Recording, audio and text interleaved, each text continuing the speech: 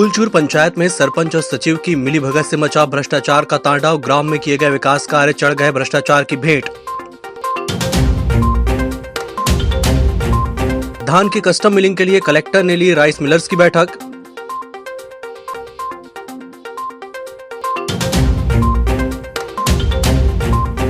और यूपी से बालाघाट आ रहे धान से भरे ट्रक के मामले में प्रशासन पर लगाया आरोप। पूर्व सांसद कंकर मुंजारे ने पत्रकार वार्ता में दी जानकारी।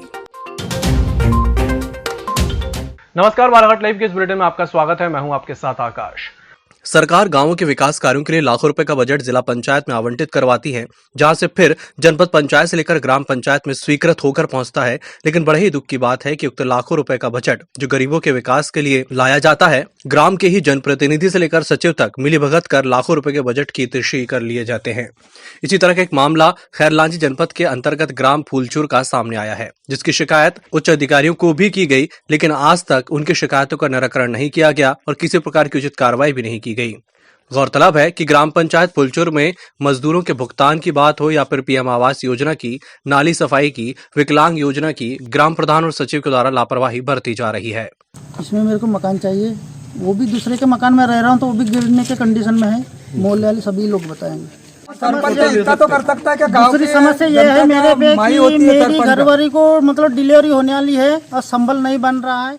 जब मेरी पत्नी गुजर गई सर, तो मैं उसके पास में गया कि मेरे घरवाली का समी कार्ड होना, तो उसने कहा मेरे को कि तेरे घरवाली का समी कार्ड नहीं बना। वर्ष 2020-21 में समर्थन मूल्य पर उपार्जित धान की कस्टम मिलिंग के लिए 29 नवंबर को कलेक्टर दीपक आर्य की अध्यक्षता में जिले के राइस मिलर्स की बैठक संपन्न हुई। बैठक में जिला विपणन अधिकारी देवेंद्र यादव, जिला आपूर्ति अधिकारी SS चौधरी, जिला सहकारी केंद्रीय बैंक के प्रशासक आलोक दुबे और राइस मिलर्स उपस्थित थे। कलेक्टर आर्य ने बैठक में राइस मिलर्स से कहा कि शासन की नीति के अनुरूप धान की कस्टम मिलिंग का कार्य करना है और इसमें राइस मिलर्स को सहयोग करना होगा, जिससे समर्थन मूल्य पर खरीदे गए धान की समय पर कस्टम मिलिंग का कार्य पूर्ण किया जा सके।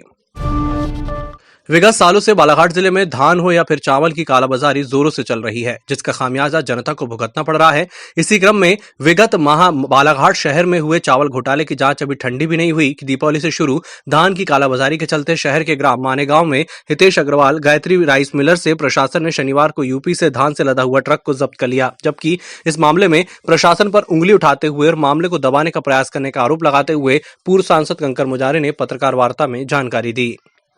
पुलिस भी कुछ नहीं कर रही है। पुलिस के थाने के बाजू में धान बिक रही है। हवेली से मुश्किल से 2 किलोमीटर दूर है मानेगांव, और मानेगांव में कालाबाजारी हो रही धान की बड़े पैमाने पर। पुलिस क्या कर रही है?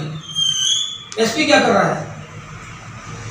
इनकी जवाबदारी है ना कि ये कालाबाजारी नहीं होना चाहिए, इसको रोकना चाहिए, पकड़ना चाहिए। कलेक्टर क्या कर रहा है? तो देखने के लिए बड़ी बड़ी कुर्सियों पर और लाखों रुपए की तनख्वाह ले रहे हैं, गाड़ी घोड़े बंगले सारी सुविधा ले रहे हैं जनता की गाड़ी कमाई के पैसे से। इसी के लिए कोई एक काम भी अच्छा नहीं हो रहा है। ये धान के काले धंधे में प्रशासन मिला हुआ है।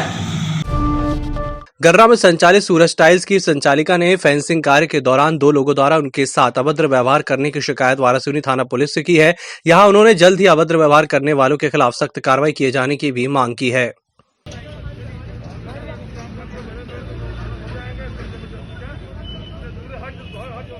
बालाघाट शहर में गुंडागर्दी इतनी चरम सीमा पे हो गई है। इसका सबसे अच्छा उदाहरण है कि यहाँ सामने मेरी ज़मीन है, उसका सीमांकन करके राजस्व वालों ने बता दिया कि ये उसकी सीमा है आपकी। उसमें हम अपनी बाउंड्री लगा रहे थे, तो शिवेंद्र परिहार, प्रबल मिश्रा और जितेंद्र नकपुरे ये सब आके, और इनके साथ और भी 3-4 बालाघाट के चटे हुए बदमाश थे, वो यहाँ आके गुंडागर्दी कर रहे हैं। हमको हमारी ज़मीन से बोलते हैं ये आपकी ज़मीन नहीं है, इस पर हमारा कब्जा है, और मेरा उस पर अगेंस्ट करने के बाद कि ये मेरी ज़मीन है, आप लोग यहाँ नहीं खड़े हो सकते। उसके बाद इन्होंने मुझे जान से मारने की धमकी दी। जीतू नकपुरे और प्रबल मिश्रा ने तो मेरे साथ काफ़ी अभद्र व्यवहार किए।